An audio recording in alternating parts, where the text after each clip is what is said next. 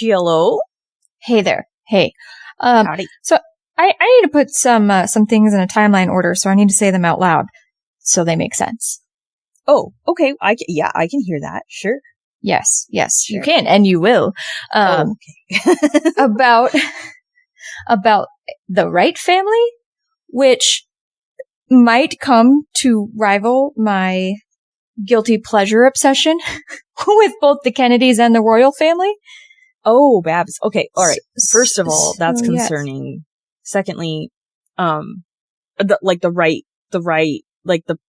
family with the brothers in the flying. The Wright family. Or yes, that the one. Wrong the one with the brothers.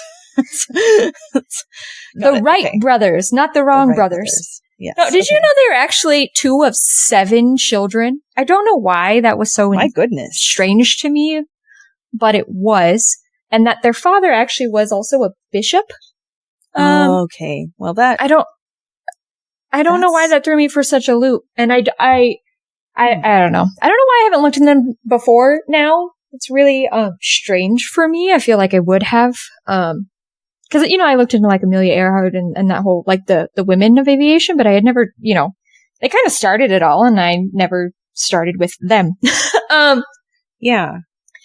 And they're actually, so they're 2 of 7 children. There was a set of twins. Actually, the only children between them, was a set of twins that did not make it past infancy. But wow. yeah, and they actually, neither of them had high school diplomas. Wilbur, the older brother, had 4 years of high school. Orville, and I always want to call him Oliver, Orville, had 3 years of high school. Neither of them had diplomas, though, because they moved around all of the time. Oh, yeah. Okay. And so it sounds like they moved like the month before Wilbur was supposed to be given his diploma. Oh, man. Yes. But still, it apparently didn't matter, so that's great. It didn't matter. It didn't matter. And there's just some interesting well-roundedness to their story that I need to share. Well, okie dokie. At the time, they didn't invent the idea of flight, right? Like even Leonardo da Vinci had his journals showed these flying machines that he was convinced could exist. Yeah. And, so they were not the only ones. Lots of people. One of the main ones was a man named Samuel Langley. Langley, huh? And this led to Langley. He was the creator of the Aerodrome, which on October 7th, 1903, attempted its first flight. I say in quotes, it mattered. The Aerodrome crashed into the Potomac. Did not fly. Sure. Did not fly. The Potomac. Yes. This is relevant to the Wright brothers story because it led to an article being published in the New York Times on October 9th, 1903. And I'm going to say it again because I know you don't typically follow dates, and typically I don't either. I don't follow the day. I follow, putting them in chronological order, which is why I'm calling you. October 9th, 1903, an article was published in the New York Times in reaction to the Aerodrome going into the Potomac. Sure. Of course. That big news, said, probably. Yeah. The flying machine, which will really fly, might be evolved by the combined and continuous efforts of mathematicians and mechanicians, I don't like that word, in from 1 million to 10 million years. Provided, of course, we can meanwhile eliminate such little drawbacks and embarrassments as the existing relation between weight and strength in inorganic materials. Embarrassment. They called this attempted flight of the Aerodrome the ridiculous fiasco. Oh my gosh, the shade. The shade. So sassy. They were grumps. The reason this is so funny to me, do you know the date of the first Wright brothers' successful flight? I don't. I'm going to tell you. Okay, Once again, I'm going to put it back in reference. I'm going to say it one more time. This New York Times article claiming 1 million to 10 million years, which, by the way, what a range anyway. That's bonkers range. Was written October 9th, 1903. The date of the first successful flight by the Wright brothers in what they called the Wright Flyer occurred about 10:30 in the morning on December 17th, 1903. So these really squished down this pair of brothers took that personally and were like, excuse me, please sit down. No. Amazing. This first flight lasted 12 seconds and 120 feet. Orville was the one at the controls.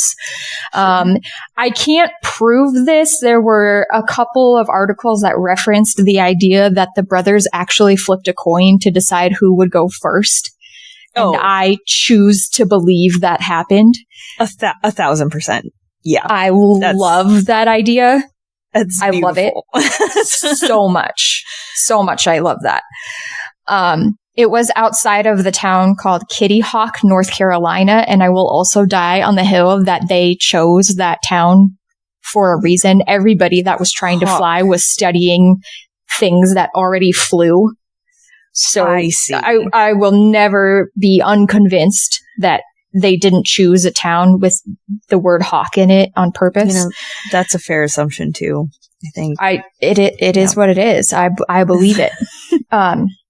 They had been working on several things before that. They had the Wright glider in 1902, which directly attributed, like, they had almost the entire design as far as like the design of the wings, and they had wing ribs. So that, like, the wings are hollow-esque. They're like, you know, they have like ribs across platforms, and then, you know, you've seen the pictures of the plane. It's like they had like 2 layers of the wings. Yes. Yeah, and they're covered in what was known as Pride of the West muslin. Muslin. It's muslin. They actually, so they owned a bike shop, which was also another interesting side fact. They had, because this was right around the time too that bicycles went from like the one big wheel and the little wheel in the back to like truly like modern day, like the 2 same size wheels. And they owned that bicycle shop, because, you know, you always see pictures of the Wright brothers on bicycles. And they had a bicycle shop. That's why. So okay. Actually, they couldn't find an engine to sustain the flight of this, which was actually the downfall, some believe, of the Aerodrome, was that it was a steam engine. The Wright brothers, the Wright Flyer, was a gasoline-powered engine with a 1-gallon gas tank. It was fantastic. That's so itty-bitty. It's so itty-bitty. A lot of people, I feel like, don't know either. There were actually 4 flights that day. They went back and forth. So Orville did fly the first time. Wilbur flew the last one. The 4th flight that day was actually 852 feet and 59 seconds.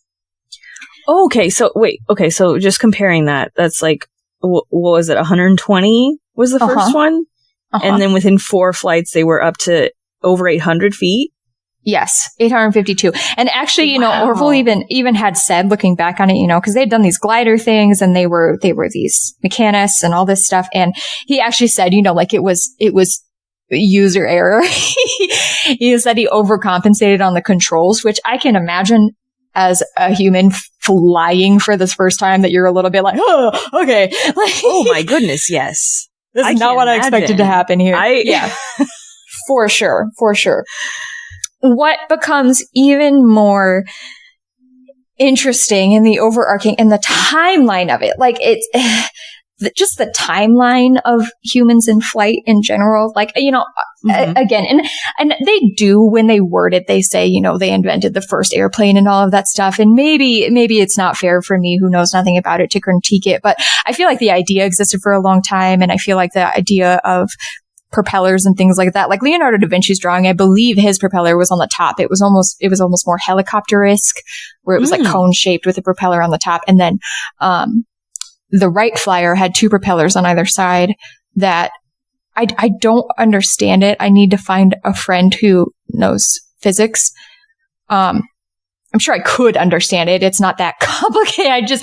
I haven't put in the years of work to design airplanes, I guess. Right.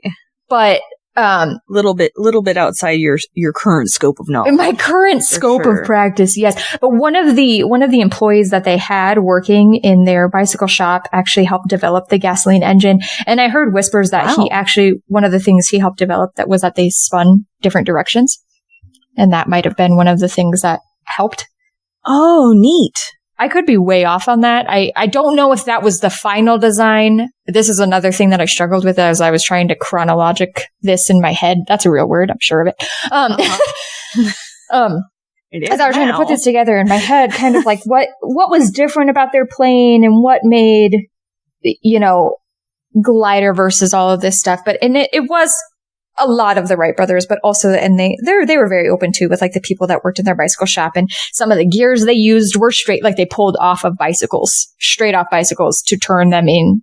How wild is that? To whatever they turned them into to make the Wright flyer. You just see a piece of something and you go, I'm taking that over here and I'm going to do something amazing with it.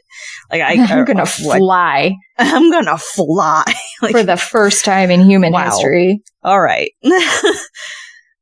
I was curious as I was looking into all of these things, because naturally I just questioned every little aspect, but I was like, what was the difference in these gliders and these kinds of things that had come before to this is flying? The most pinpointed way I can word it is that you have to be able to turn. Okay. And keep going? Yes. Would be my kind of, because like you can turn on a glider, right? Like you can glide, but you're still like descending, right? Like Right. You can't. Yeah. And like I said, that's probably like the most simplified version of it, is saying like you have to be able to turn and sustain flight. Gain altitude post turning, that kind of that kind of ideal.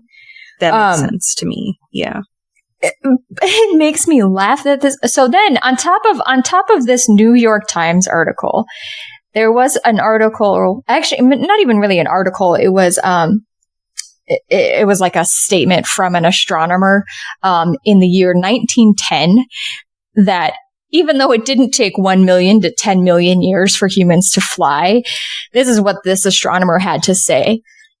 It seems safe to say that such ideas must be wholly visionary, and even if a machine could get across with 1 or 2 passengers, the expense would be prohibitive to any but the capitalist who could own his own yacht. That's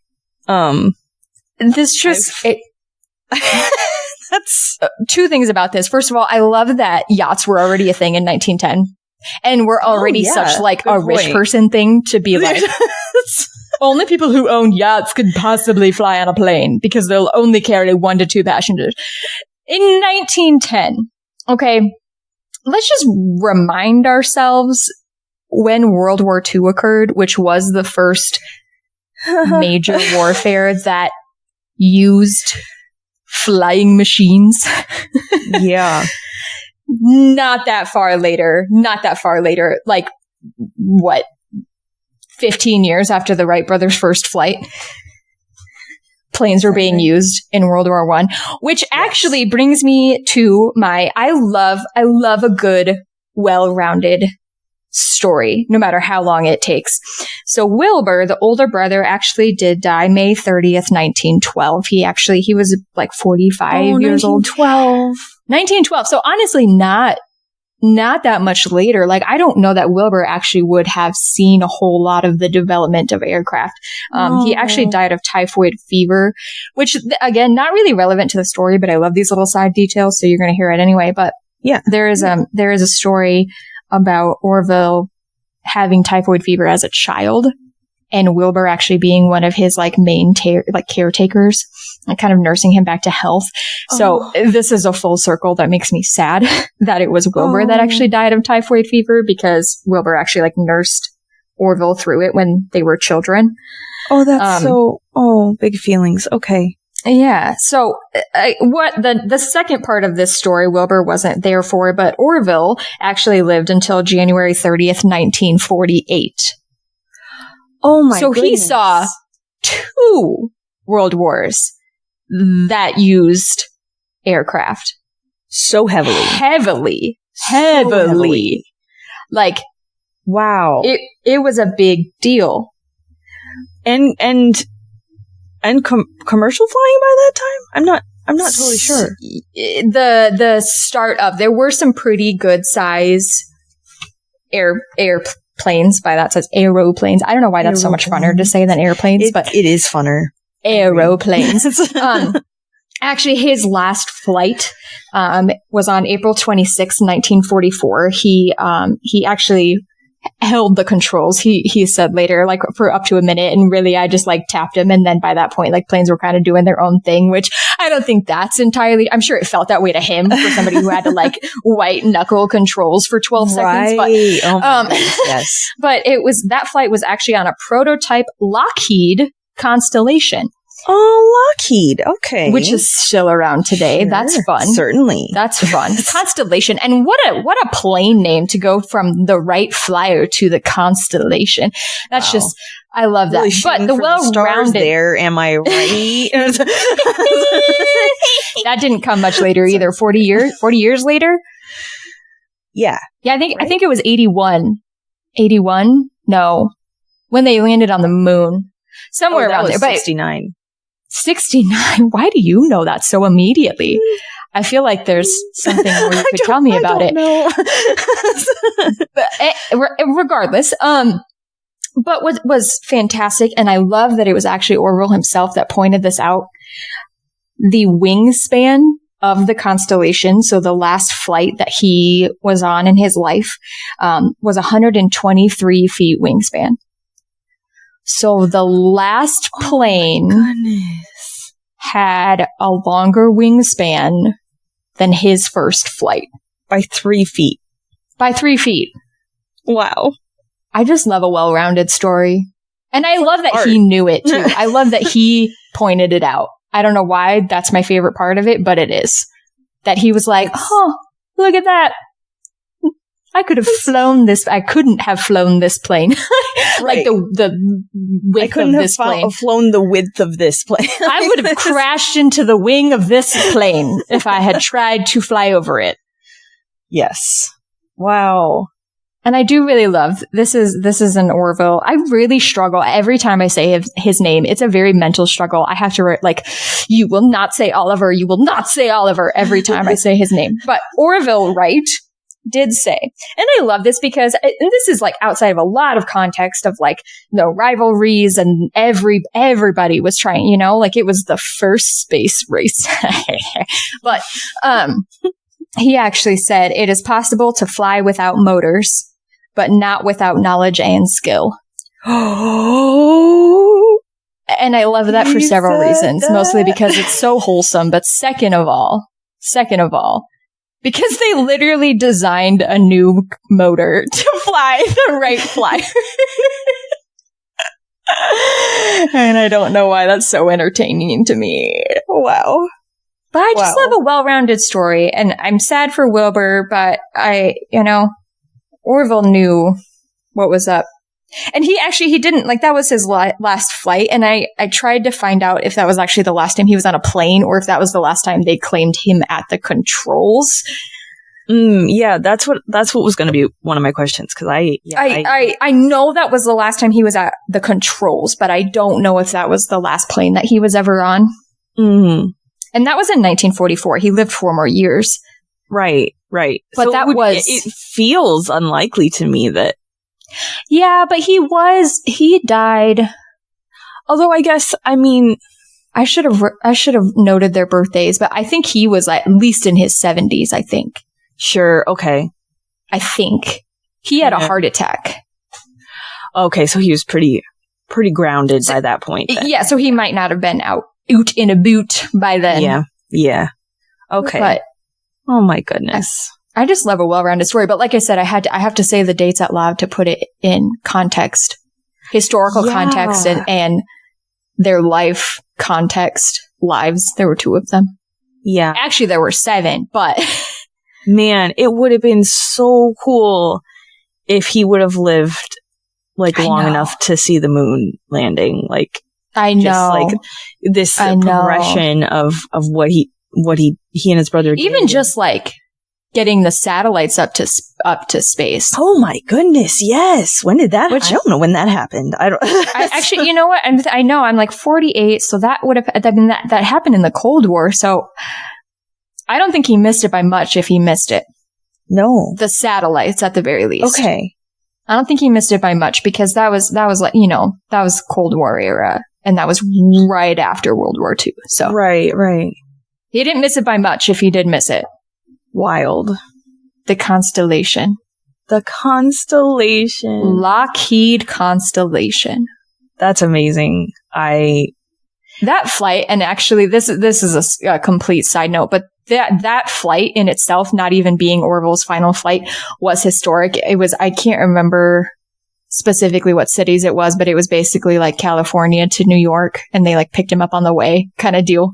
I don't think it was the first one, but I think it broke the record, like the transcontinental record, something like that.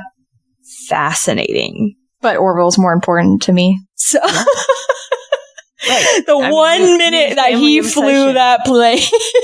Wow. Wow. But yeah, there were 5 siblings that survived into adulthood. The set of twins was between Wilbur and Orville. And I don't know why. I don't know why it was so strange to me to hear that they had so many siblings. Maybe because they seem like such a they're such a singular unit. You hear Wright brothers. They really are. There were 2 other Wright brothers. 3, actually, if you count the one twin who didn't make it. I think it was a boy-girl twin set. Oh, okay. Okay. But there were 2 older brothers who and actually Wilbur and Orville, neither of them had children, but the older brothers did. So they don't have direct descendants, but they had nieces and nephews that they actually, I don't think either of those men would have used this word, but they doted on. Yeah. Oh my goodness. Yeah. I love this whole, like, I love the, like being from a big family of siblings myself, I'm like very much, like you have different relationships with your different siblings, right? You have factions within your faction. Factions, yes, somewhat, right? Like, and I just think it's so interesting that, they really, that Orville and was it Wilbur? Wilbur, my goodness. Why? Oh, I'm so glad we have trouble with my brain. Other name. Yes. That makes me happy too. I love the name Orville, so I never have a problem with that one. I don't dislike it. It's great. But I don't know. Yeah, that they were so, like, they both had this like passion together and got to like do this thing together and create that bond so much that, years and years and years later, we're like, wait, there were other siblings? Right. They are the Wright brothers. like that's how we refer the Wright brothers. Right. As in the But let's ignore ones, the other 3. No. That's not right. Oh my goodness. Yeah. Their sister. Wow. And one day I will find out more about her. But their sister, Catherine, I think she was actually named after their mom. Susan, Catherine. No. I think the mom was Susan and the sister was Catherine. Regardless. She was the youngest. And it was kind of one of those things where I think at the time of the Wright Flyer, she kind of helped them with housekeeping. She was like, that was the time where if you didn't have a wife, your sister or your cousin or, somebody was your homemaker. Right. But there were a few articles that kind of on the side mentioned like she had some influence. And one day I'm going to be like, was it just influence though? Or should it be the Wright siblings? Yeah. And I will find out one day. I'm excited for when you find that out because that's a very curious. Obviously I will tell you. Yes. I can't help myself. Blessings for that. All right. Well, I gotta go listen to that song now, so I'm gonna go real fast. I mean, it's a burning desire now. It's in your body now. All right. Okay. Yep. Okay. Bye. Okay. Bye.